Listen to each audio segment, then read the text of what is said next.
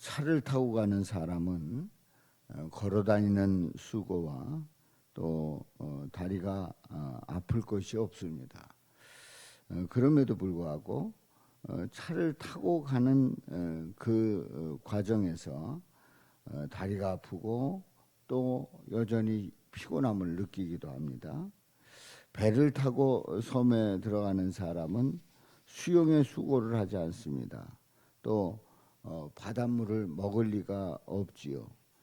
그렇지만 가면서 이제 멀미도 하고 또 멀미도 하고 그리고 배를 타고 나름대로의 그런 어떤 바다에 빠질 수도 있다라고 하는 그런 공포도 느끼기도 합니다. 또 비행기를 타고 가는 사람은 하늘 나는 수고가 없습니다. 그냥 올라간 거예요. 비행기를 타고 올라간 거예요. 그리고 어떤 비행기를 타고 가기 때문에 공기 부족을 느끼지 않습니다. 그러면서도 비행기를 타고 올라왔을 때에 고속 공포증을 느끼게 되고 그리고 공기압을 느끼게 됩니다. 우리가 예수를 믿고 하나님의 자녀가 되면 그야말로 모든 것을 다 주관하시고 섭리하시고 우리의 모든 것을 아시고 보호하시는 하나님의 자녀가 되면 낙심과 불안이 없습니까? 아닙니다. 예수를 믿었는데 낙심과 불안이 끝나지 않고 여전히 찾아옵니다. 예수를 믿었는데 몸이 아플 수 있습니다. 예수를 믿었는데 사업이 잘 안 될 수가 있습니다. 예수를 믿었는데 예수 믿지 않은 사람보다 예수 믿지 않은 학생보다 예수 믿은 사람이 공부를 못할 수도 있습니다. 자, 이럴 때 중심을 어떻게 잡아야 할까요? 아니, 예수를 믿었는데 왜 그러냐? 뭐 이런 질문을 던지는 것처럼 이럴 때 중심을 어떻게 잡아야 될까요? 오늘 이 본문 42편에 있는 이 말씀은 고라 자손의 시입니다. 이 말씀을 전체 보지 않고 이제 8절부터 보겠습니다만은 오늘 이 말씀에서 질문에 답이 나옵니다. 하나님을 믿었는데 여전히 낙심과 불안이 끝나지 않고 찾아온다는 사실이지요. 자, 그럼 그의 고라 자손의 신앙 고백이 어떤가를 8절부터 보게 됩니다. 8절부터 보면 낮에는 여호와께서 그의 인자하심을 베푸시고 밤에는 그의 찬송이 내게 있어 생명의 하나님께 기도하리로다. 이 얼마나 멋진 고백입니까? 이렇게 고백하는 이 고라 자손 참으로 훌륭한 신앙을 가졌고 하나님을 바라보고 그리고 그의 삶은 별 탈이 없어야 되지 않겠습니까?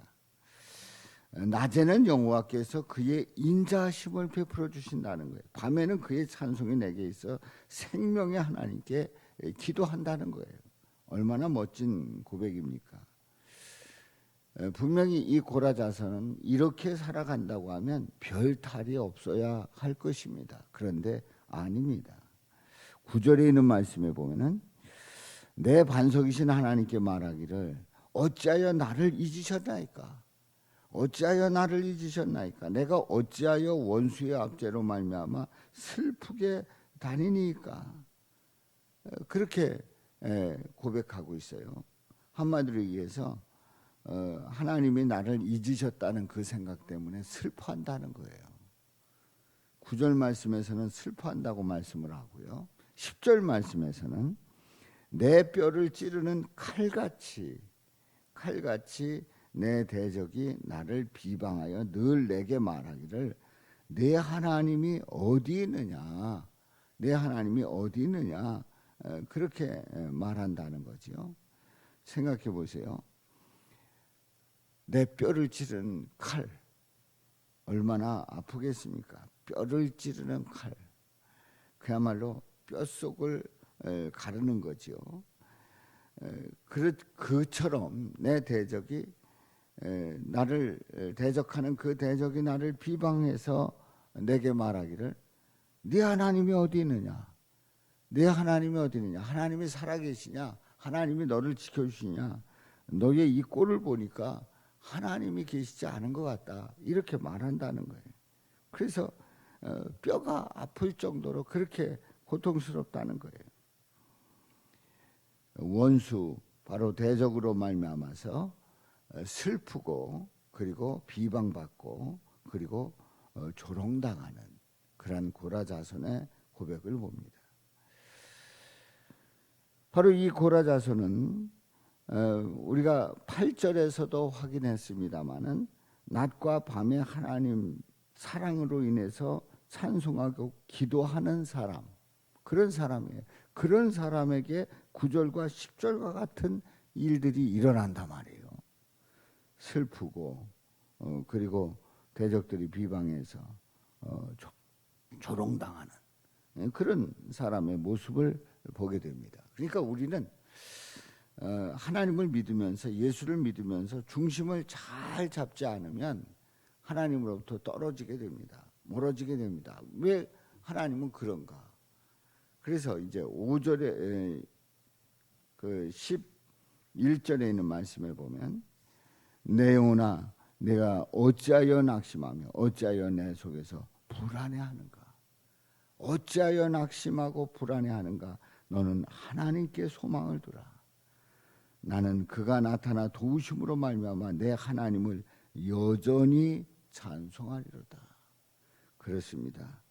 우리는 중심을 잡지 못하고 갈피를 잡지 못하고 아니 내가 이렇게 낮과 밤으로 하나님의 인자하심을 베푸시고 찬송이 내게서 생명의 하나님을 찬송한다고 하는 이 고라자손의 고백 속에서 또한 슬프고 조롱당하는 그것 때문에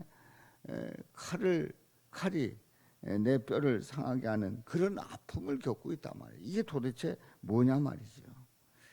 바로 이렇게 낙심하고 불안해할 때 우리는 하나님께 소망을 두고 우리 하나님의 도우심으로 말미암아 하나님을 여전히 찬송하게 되는 줄로 믿습니다. 늘 어떤 상황과 그 어느 곳에 있든지 하나님을 향한 갈급함이 있어야 된다는 얘기지요. 그렇습니다. 하나님을 향한 갈급함. 그래서 하나님께 소망을 두고 하나님을 바라보면서 하나님께서 하시는 일들을 보는 거예요. 그렇기 때문에 우리에게 그 어떤 시련과 연단이 닥쳐온다고 할지라도 그리고 슬픔과 조롱이 닥쳐온다고 할지라도 흔들리지 아니하고 주님을 바라보는 것이지요. 그래서 오늘 시편 42편의 1절 말씀에 보면 하나님이여 사슴이 시냇물을 찾기에 갈급한갑지 내 영혼이 주를 찾기에 갈급하나이다 고백하고 있습니다. 목마른 사슴, 그 목마른 사슴이 시냇물을 찾아 헤맵니다. 너무 목이 말라서 시냇물을 찾아 헤매는 그것처럼 예수님에 대한 그 갈급함으로 간절한 그 심령을 보게 됩니다. 여기서 갈급하다는 게 뭡니까? 갈급하다는 게 주님 없이는 살 수 없다는 고백이에요. 갈급하다는 것은 주님 은혜가 아니면 아무것도 아니라는 거죠. 내 삶이 주님의 은혜가 아니면 아무것도 아닙니다 하는 고백이 바로 갈급함입니다. 바로 갈급함이라고 하는 것은 주님의 사랑밖에 없습니다. 주님의 사랑밖에 없습니다. 갈급함은 바로 목마른 사슴이 시냇물을 찾아 헤매듯이 예수님에 대한 그 갈급함으로 우리의 삶이 넘칠 때에 그 하나님의 그 놀라우신 은혜와 사랑 가운데서 우리는 절망 가운데서도 소망을 가질 수 있고 또 슬픔 가운데서도 기뻐할 수 있고 또 우리가 시달리는 그 가운데서도 우리 주님 품 안에서 편안함을 느낄 수가 있습니다. 또한 우리는 코로나 환경을 지나왔습니다마는 지금도 여전히 코로나가 끝나지는 않았습니다. 자, 이런 환경 속에서도 우리 주님은 여전히 우리와 함께 계시고 우리를 지켜주시고 우리에게 은혜 베풀어 주심을 고백하게 되는 줄로 믿습니다. 바로 우리의 그 갈급함이 내 삶, 바로 내 인생이 끝날 때까지 하나님에 대한 그 갈급함이 늘 넘쳐서 바로 그 갈급한 심령 위에 주님의 은혜가 더욱 넘치시기를 주님의 이름으로 축복합니다.